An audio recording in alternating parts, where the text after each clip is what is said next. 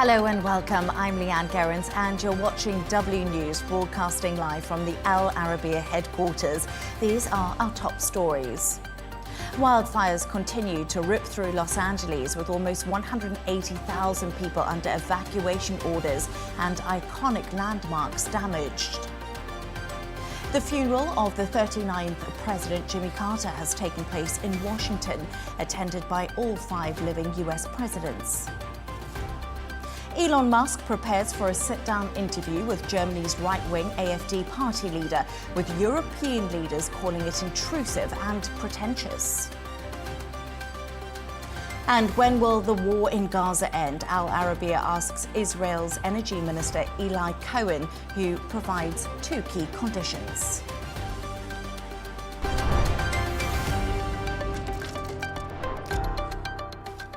To our top story, and many homes and landmarks in California have been destroyed as wildfires tear through the Los Angeles area. 5 people have died and almost 180,000 people under evacuation orders. Fire chiefs have called it a tragic chapter for the city. The mayor of Los Angeles has been speaking in the last hour and had this to say. I spoke with President Biden today and Governor Newsom earlier today, and they assured me of full federal and state support. As we head into tonight, we are still facing strong and erratic winds. In Palisades and in Sylmar, we are very much in an active firefight. I can report to you that the Woodley fire, however, in the Sepulveda Basin is under control. I can also report that finally air operations have resumed, and that is a big deal, but it is up to the winds as to how long the air support can continue. We can now go live to the Hollywood Hills to speak to Showbiz presenter and LA resident Ross King. Ross, thank you so much for joining us this evening. You live in the Hollywood Hills beside the Hollywood sign, one of the most famous landmarks in the area. How close are the fires to you? And is that famous sign at risk?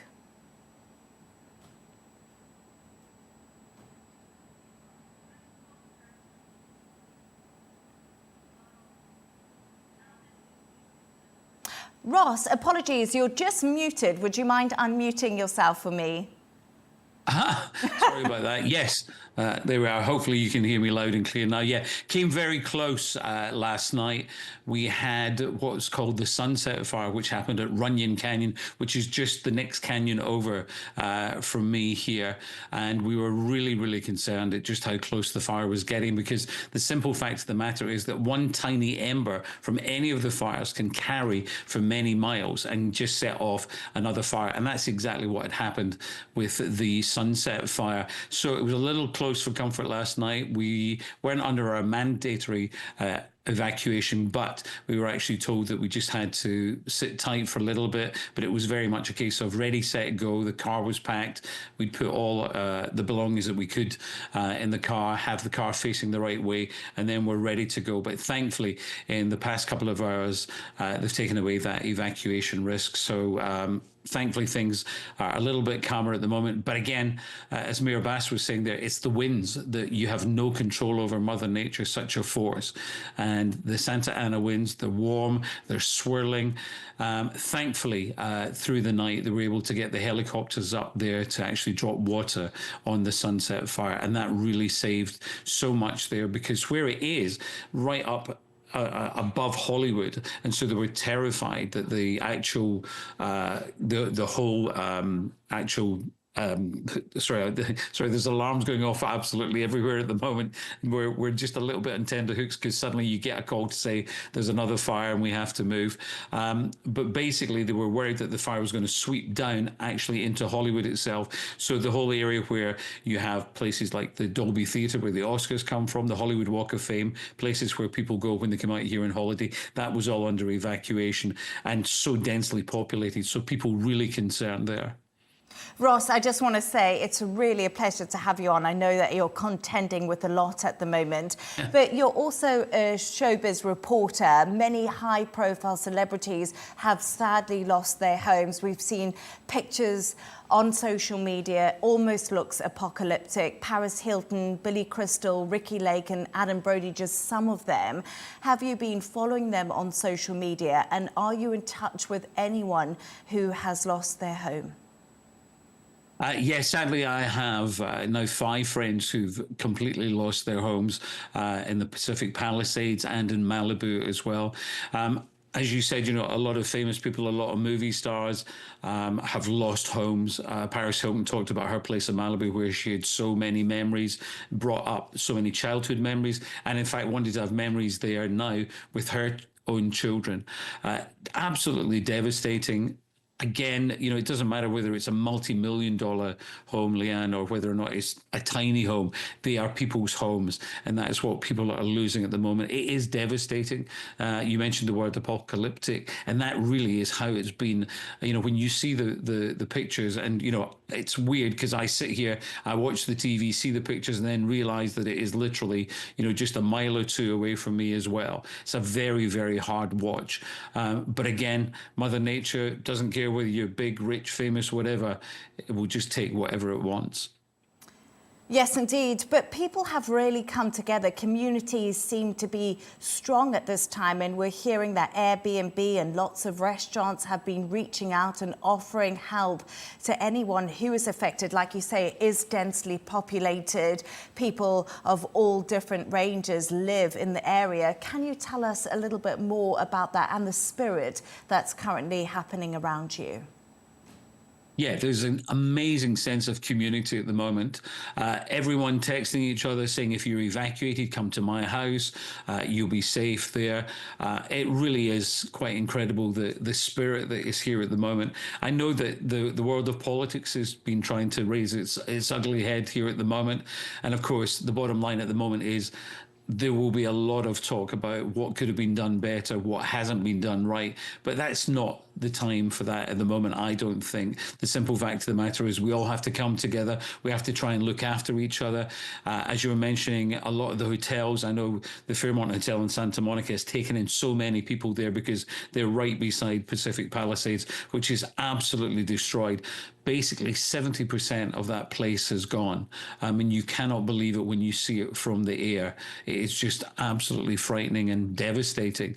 But yeah, Uber have been offering rides, restaurants offering food. It really is an incredible sense of community out here at the moment.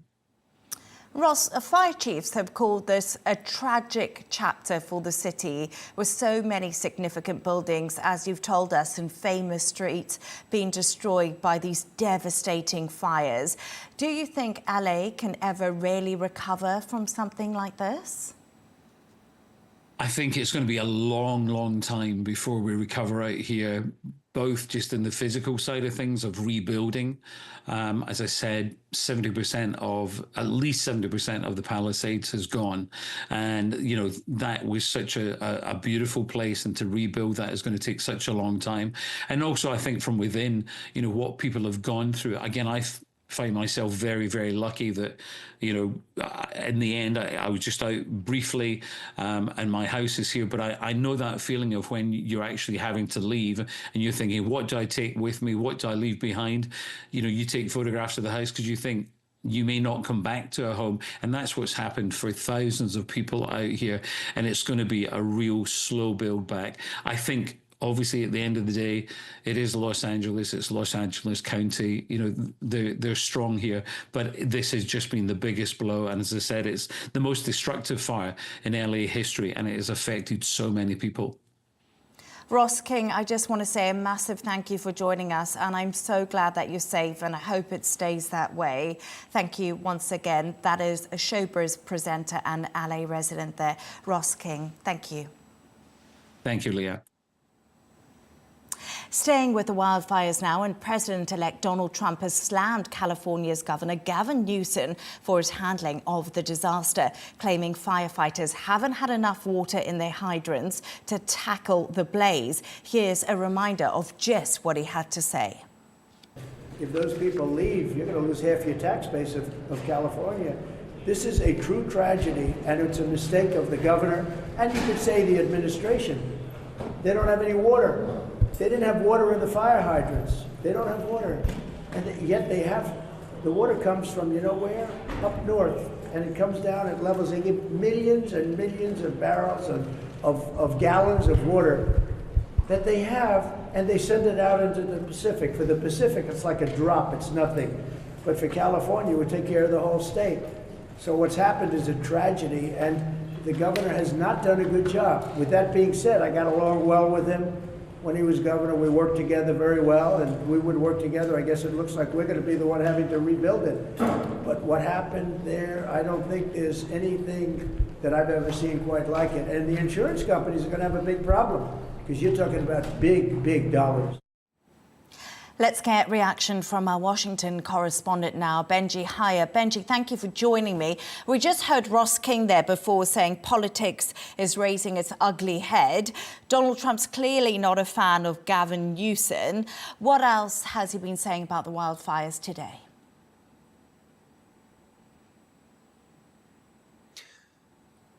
Well, the president-elect is pinning the blame, it seems, on California's governor and his water management. Those comments that you heard just there were made as Trump visited Congress yesterday, but he's also been railing on his social media platform, Truth Social. On it, he called the wildfires, quote, the worst in the history of our country, in dollar amount, that is. That is clearly how Donald Trump is quantifying the significance.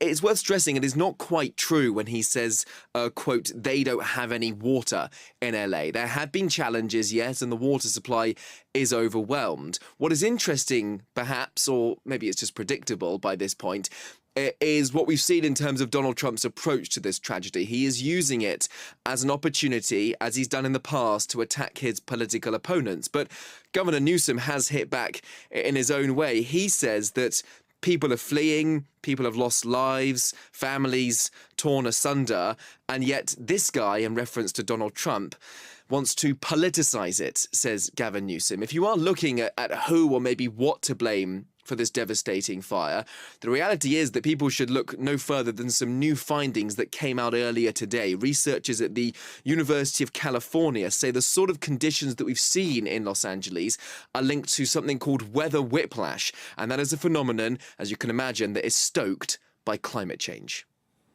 Benji, Trump attended the funeral of Jimmy Carter earlier today. I saw him chatting away to Barack Obama, so uniting with fellow presidents. He previously said he didn't always agree with him, but America's owed Carter a debt of gratitude. Tell us more about the event that took place today.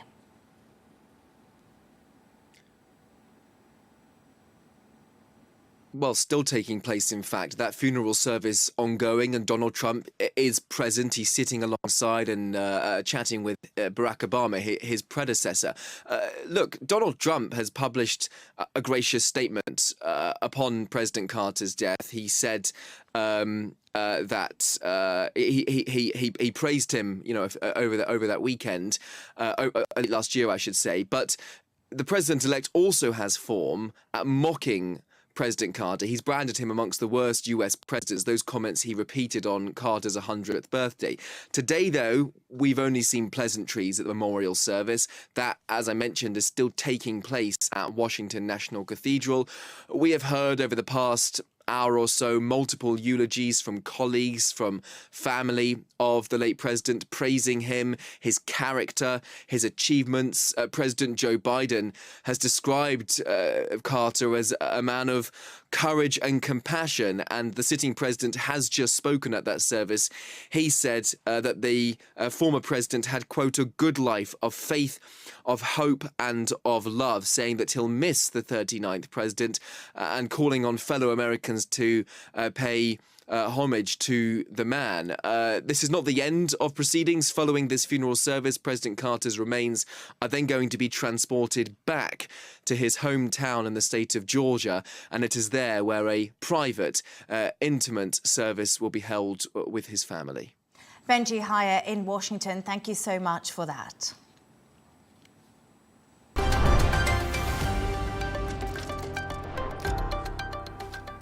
This week, Elon Musk has been accused of interfering in politics, from criticising the UK Prime Minister for his handling of grooming gangs to calling out the governor of California for the wildfires.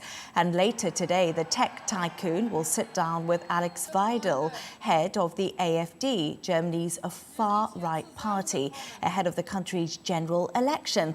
The planned interview has been heavily criticised by European leaders, including Emmanuel Macron and the current German Chancellor Olaf Scholz. I'm now joined by AfD MEP and the party's first deputy leader in the European Parliament, Tomasz Froelich. Thank you so much for joining me this evening. Good to talk to you once again. Later today, Musk will be interviewing your party's leader and candidate to be Germany's Chancellor in the general elections, which are scheduled for February. What can we expect from the conversation later? First of all, thank you very much for the invitation. What we can expect from the conversation, I think it will be a very informative conversation.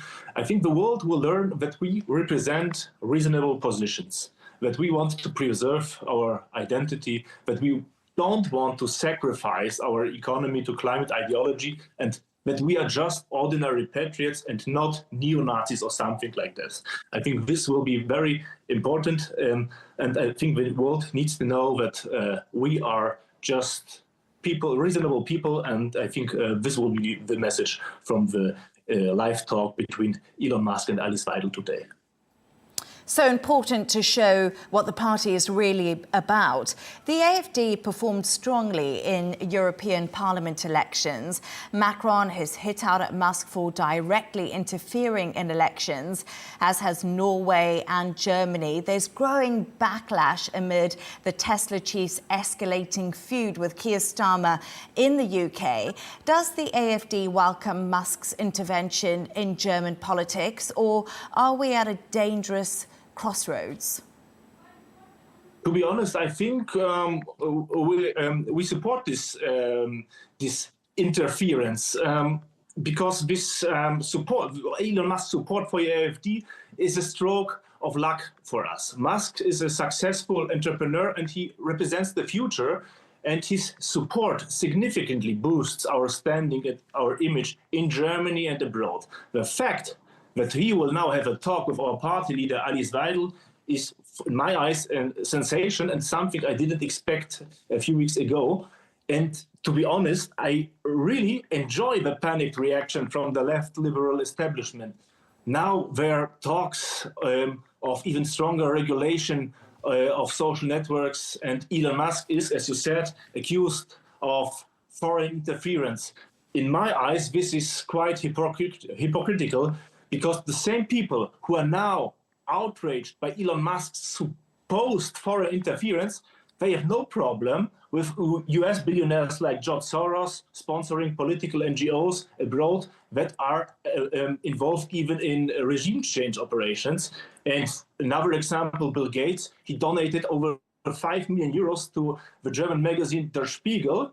And worldwide, he has donated hundreds of millions to media outlets in the US, but also abroad, to media outlets that are favorable to him. So I ask you, where was the outcry then? Where was the outcry when, for example, US President Donald Trump was banned by Twitter a few years ago? And now a few tweets from Elon Musk and a conversation between Elon Musk and Alice Weidel are considered as the end of democracy. To be honest, I think this is quite ridiculous.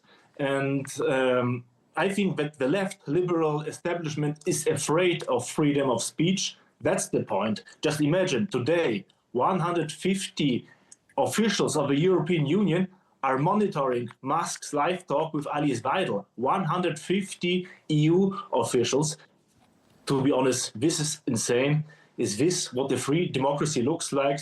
To be honest, I have my doubts. But Tomasz, let's be realistic. Musk has really been roasting European leaders on X. We've heard him call Olaf Scholz a fool. He's also called the UK Prime Minister Keir Starmer evil. He's really gone for leaders. Do you think this is someone you want involved in your party moving forward? As you say, you just want to be seen as normal people. He's a private person. He's an entrepreneur. He's not the president of the U.S. So I think he just used his right of freedom of speech, and I think this is okay. Other European leaders blamed, for example, Donald Trump, and they interfered in the election campaign in the U.S. as officials of their countries. So I think this is a different case. Elon Musk is a private person. Of course, he has a lot of influence, but I think it's not forbidden to use.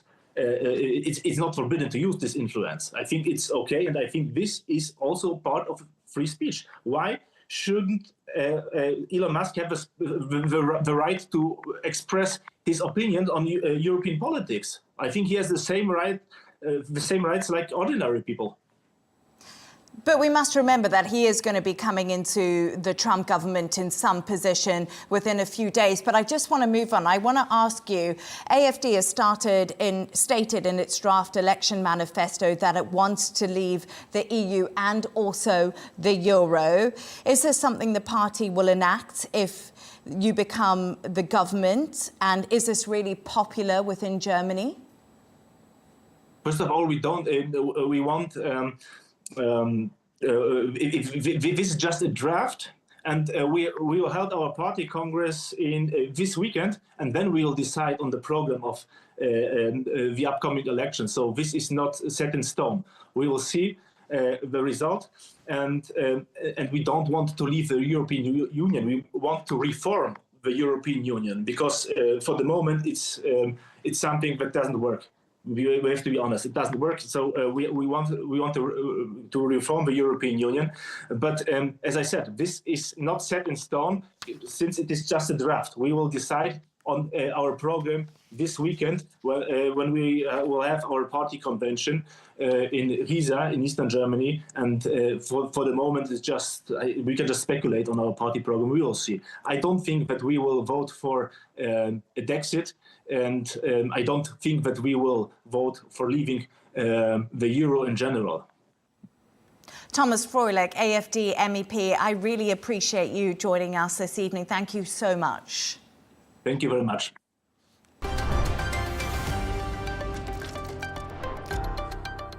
Let's take a look at some of the other stories making headlines today. Lebanon's parliament has elected Army Chief Joseph On as head of state.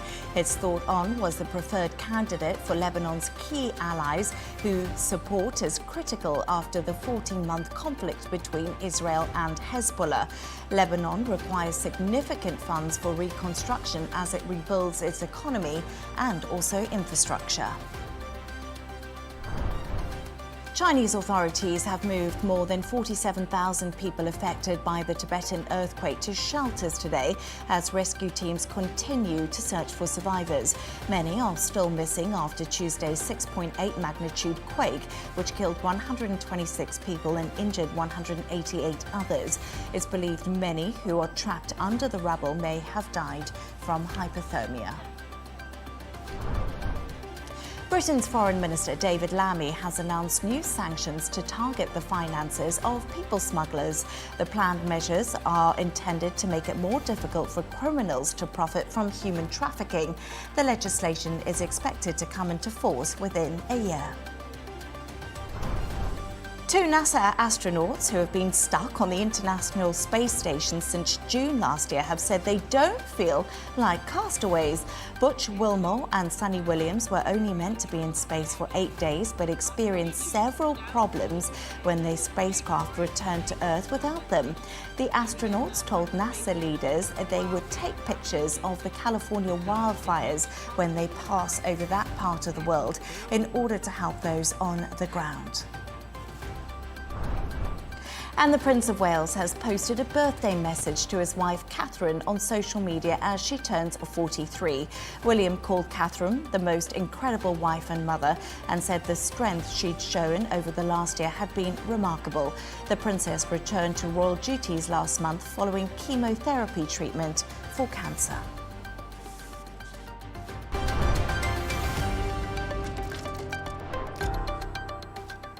It's believed 70 Palestinians have been killed and 104 injured across the Gaza Strip in the last 24 hours after Israeli attacks. Now, over 800 parents to Israeli soldiers have pleaded with Prime Minister Benjamin Netanyahu to end the war. Al Arabiya has exclusively spoken to the Israeli Energy Minister Eli Cohen, who says two things must be achieved first: the return of hostages and Hamas to leave the Gaza Strip. Take a listen. Can you tell us when this war will end in Gaza? When two main conditions are achieved: when the hostages are returned and when Hamas leaders lay down their weapons and leave the Gaza Strip. You will accept that the Hamas leaders will leave Gaza and not to kill them?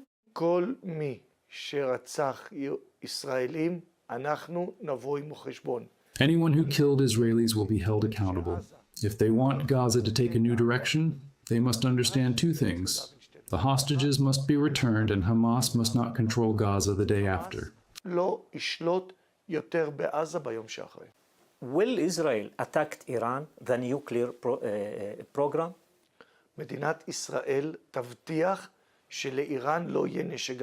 Israel pledges that Iran will not possess nuclear weapons. I believe that an international coalition led by the United States must act against Iran, and if they do not, Israel will. Ultimately, Iran is a country that denies human rights to its people. You already attacked in Iran. You can repeat that? We have proven that we can reach any location in the Middle East, even over 2,000 kilometers away from Israel, with accurate intelligence and significant capabilities. Preventing Iran from acquiring nuclear weapons is not only in Israel's interest, but also in the interest of the world and the entire region. I'm fully aware of what the Islamic countries surrounding Iran think. I am in contact with my colleagues, the foreign ministers. They are wary of Iran.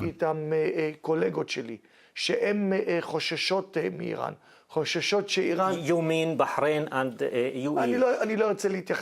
I won't mention specific names, but all Islamic countries surrounding Iran want Israel to win its war against the Muslim Brotherhood, and in its confrontation with Iran. This is what all countries want. Israel is the only country capable of acting and fighting. This is an international and regional interest. Our vision for the future includes the resumption of peace agreements, such as the Abraham Accords with the UAE, Bahrain, and Morocco. We see tourism flourishing between these countries, trade agreements being signed, cooperation increasing, and regional stability strengthening. But it's going slow because of the war in Gaza. We think that the relationship is ongoing and continuous. I believe that Trump's era will be a time of clarity in addressing Iran. It will be a time when regional stability could advance and peace agreements could be expanded. And you can watch the full interview with Israel's Energy Minister Eli Cohen on Al Arabiya on Friday.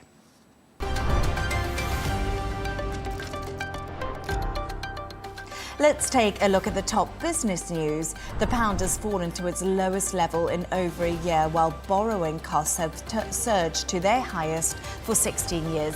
Economists have warned soaring costs could lead to further tax rises or cuts to spending plans in the UK. In response to an urgent question in the Commons, Treasury Minister Darren Jones said there would be no need for an emergency intervention in financial markets. China's betting on kitchen appliances to boost the flagging economy. The government has expanded a list of products including microwaves and rice cookers that people can trade in to get a discount of as much as 20% on new goods. The world's second largest economy has been facing several challenges, including weak consumer demand and deepening property crisis. Let's go to sport now, and Sean Dyche has been sacked by Everton Football Club hours before they play Peterborough in the FA Cup third round. The club's under-18 coach Leighton Baines and defender Seamus Coleman will be in charge for tonight's game. Jose Mourinho is rumoured as a replacement for Dyche, as well as David Moyes, who left West Ham back in the summer. In addition, West Ham have named former Chelsea manager Graham Potter as their new head coach. He will replace Julian Lopetegui on a 2.5-year contract. Lopetegui was sacked after poor performances and heavy losses for the East London Football Club. West Ham are down to 14th place in the Premier League. Former Australian captain Steve Smith will lead the side in their upcoming Test series against Sri Lanka as Pat Cummins takes paternity leave. Smith previously served a 2-year ban from captaincy following his involvement in the 2018 ball tampering scandal. Seam bowler Josh Hazlewood will also be missing from the side as he recovers from a calf injury.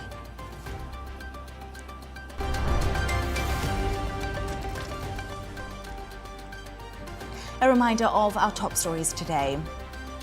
Wildfires continue to rip through Los Angeles with almost 180,000 people under evacuation orders and iconic landmarks damaged. The funeral of the 39th President Jimmy Carter has taken place in Washington, attended by all 5 living US presidents. Elon Musk prepares for a sit-down interview with Germany's right-wing AfD party leader, with European leaders calling it intrusive and pretentious. And when will the war in Gaza end? Al Arabiya asks Israel's energy minister Eli Cohen, who does provide 2 conditions. And that's all from us on W News. Thank you for joining us. Riz Khan is coming up next. And don't miss Tom Burgess-Watson with GNT. Good night.